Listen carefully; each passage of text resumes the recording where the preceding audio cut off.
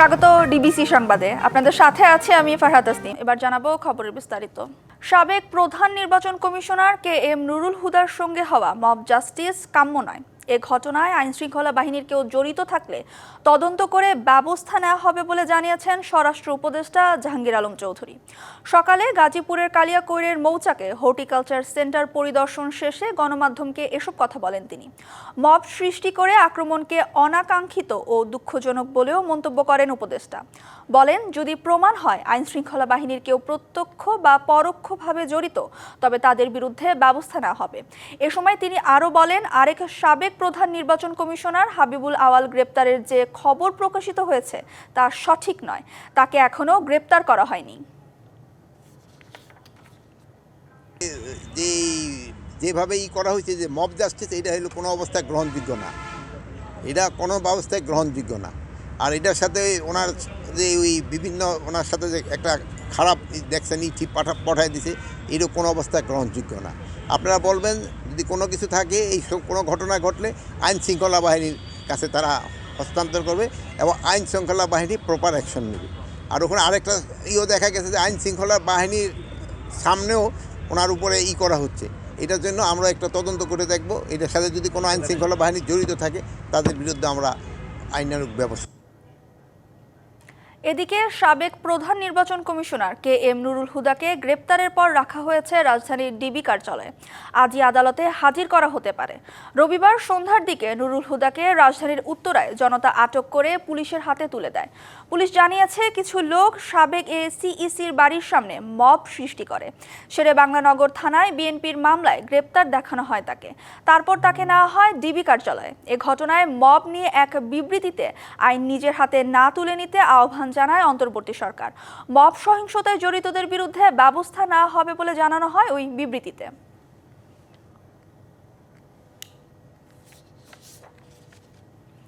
অতীতের যে কোনো নির্বাচনের চেয়ে আগামী জাতীয় সংসদ নির্বাচন হবে অনেক বেশি চ্যালেঞ্জিং, এমন পর্যবেক্ষণ দিয়ে রাজনৈতিক বিশ্লেষকরা বলছেন, বহুমাত্রিক চাপের মাঝে সুষ্ঠু নির্বাচন আয়োজনে নির্বাচন কমিশনের ক্ষমতা বাড়াতে মনোযোগী হওয়া প্রয়োজন। প্রয়োজনীয় জনবল তৈরির পাশাপাশি কর্মকর্তাদের দক্ষতা, সাহস ও নিরপেক্ষতাও হতে পারে সুষ্ঠু নির্বাচনের চাবিকাঠি। 1973 সালের 7ই মার্চ অনুষ্ঠিত হয় প্রথম জাতীয় সংসদ নির্বাচন।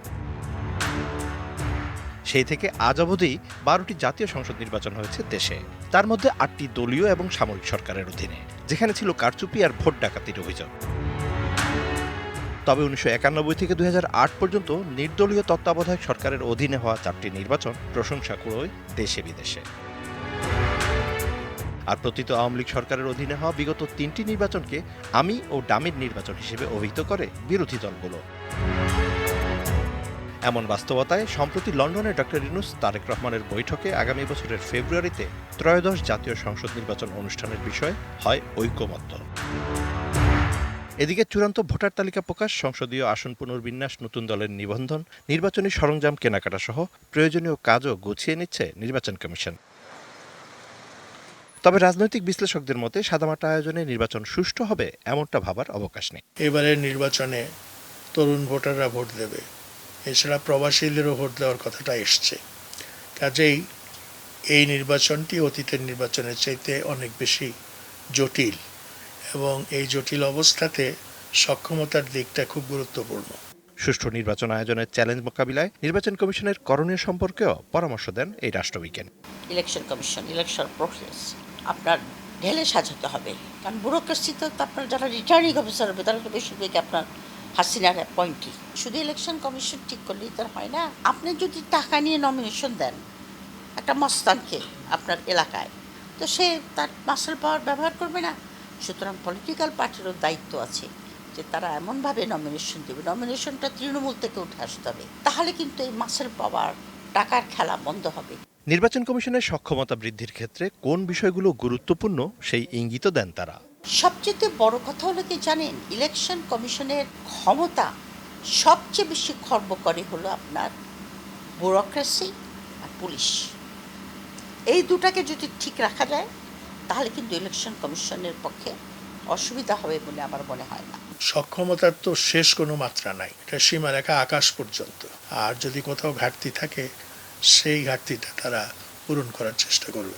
দেশের গণতন্ত্রকে সুসংহত করতে সুষ্ঠু নির্বাচনের বিকল্প নেই বলেও মত বিশিষ্টজনদের। আমি আশা করব নির্বাচন কমিশন নিজেকে সেভাবে সক্ষম করে তুলবে। Mizan Ahmed, DBC news, Dhaka. প্রধান উপদেষ্টার কার্যালয়ে বাংলাদেশ স্কাউটসের দেশব্যাপী কার্নিভালের উদ্বোধন ও শাপলা কাপ অ্যাওয়ার্ড বিতরণ অনুষ্ঠানে কথা বলছেন প্রধান উপদেষ্টা ডক্টর মোহাম্মদ ইউনূস। সরাসরি যোগ দিচ্ছি সেখানে।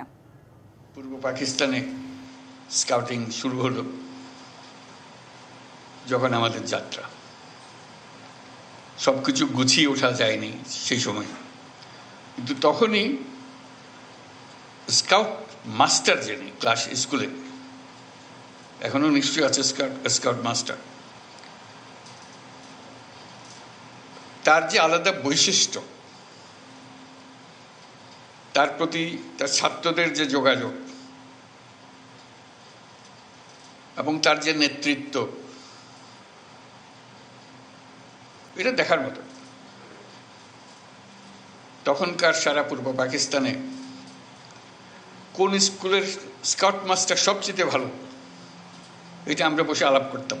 যেহেতু র্যালিতে সবাইকে একত্রে পাওয়া গেছে, তখন প্রাদেশিক র্যালি হতো, তখন স্কাউট মাস্টারদের দেখা যেত, তাদের গৌরব, তাদের নেতৃত্ব। কাজে এটা যে দৈনন্দিন একটা গদবাঁধা জিনিস ছিল তা না,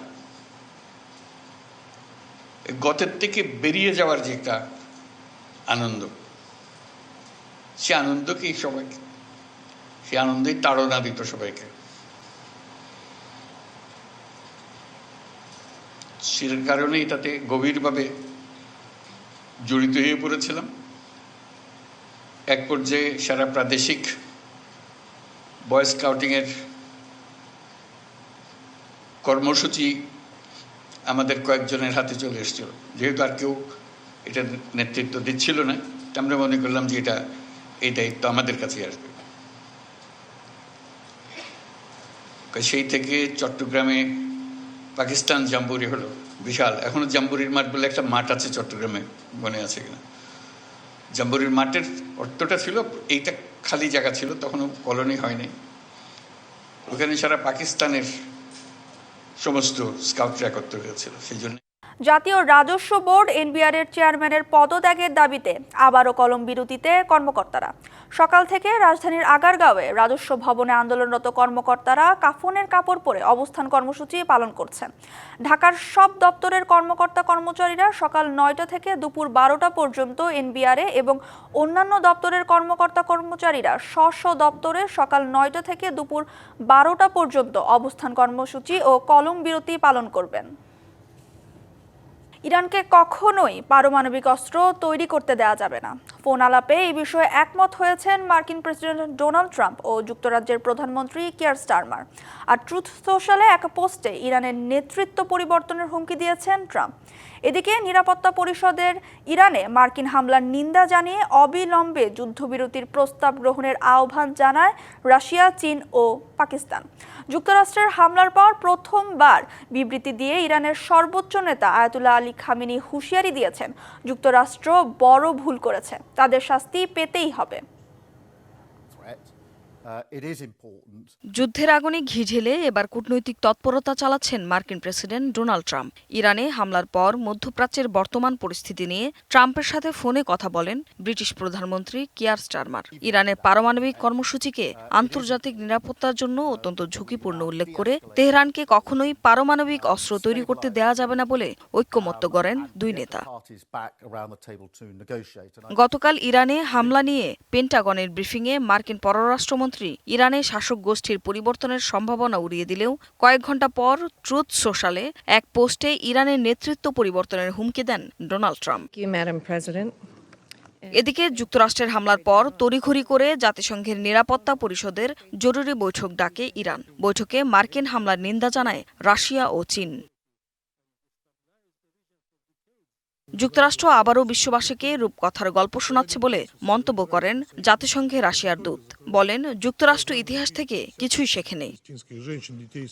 আর শান্তিপূর্ণ সমাধানে জোর দেন চীনের দূত। বলেন, ইরানে হামলার মধ্য দিয়ে যুক্তরাষ্ট্র বিশ্বাসযোগ্যতা হারিয়েছে। ইরানে তাৎক্ষণিক ও নিঃশর্তভাবে হামলা বন্ধ করতে নিরাপত্তা পরিষদে প্রস্তাব তোলে রাশিয়া, চীন ও পাকিস্তান। ইরানে হামলার মধ্য দিয়ে যুক্তরাষ্ট্র কূটনীতির পথ ধ্বংস করেছে বলে মন্তব্য করেন ইরানের দূত আমির সাইদ ইরাভানি। হুঁশিয়ারি দেন, পাল্টা হামলার সময়, প্রকৃতি এবং মাত্রা নির্ধারণ করবে ইরানের সামরিক বাহিনী। বৈঠকে মার্কিন হামলার প্রশংসা করেন ইসরায়েলি দূত। হামলার নিন্দা জানানো দেশগুলোর বিরুদ্ধে করেন বিষোদগার। আর ইরানের পারমাণবিক উচ্চাভিলাষ বর্জনের আহ্বান জানান জাতিসংঘে মার্কিন দূত। এদিকে মার্কিন হামলার পর প্রথমবারের মতো বিবৃতি দিয়ে ইরানের সর্বোচ্চ নেতা আয়াতুল্লাহ আলী খামেনি বলেন, যুক্তরাষ্ট্র বড় ভুল করেছে, এর শাস্তি তাদের পেতেই হবে। ইসরায়েলের বিরুদ্ধে প্রতিশোধমূলক হামলা অব্যাহত থাকবে বলে অঙ্গীকার করেছেন আয়াতুল্লাহ আলী খামেনি। আর ইরানের প্রত্যাঘাতের আশঙ্কায় বিশ্বব্যাপী মার্কিন নাগরিকদের জন্য নিরাপত্তা সতর্কতা জারি করেছে যুক্তরাষ্ট্র। Tumpa Tarafdar, DBC news desk. DBC সংবাদে এই ছিল এখনকার মতো। ডিবিসি নিউজের সংবাদগুলো পড়তে ভিজিট করুন dbcnews.tv আর ভিজিট করুন ডিবিসির ফেসবুক পেজ এবং ইউটিউব চ্যানেল। সঙ্গেই থাকুন।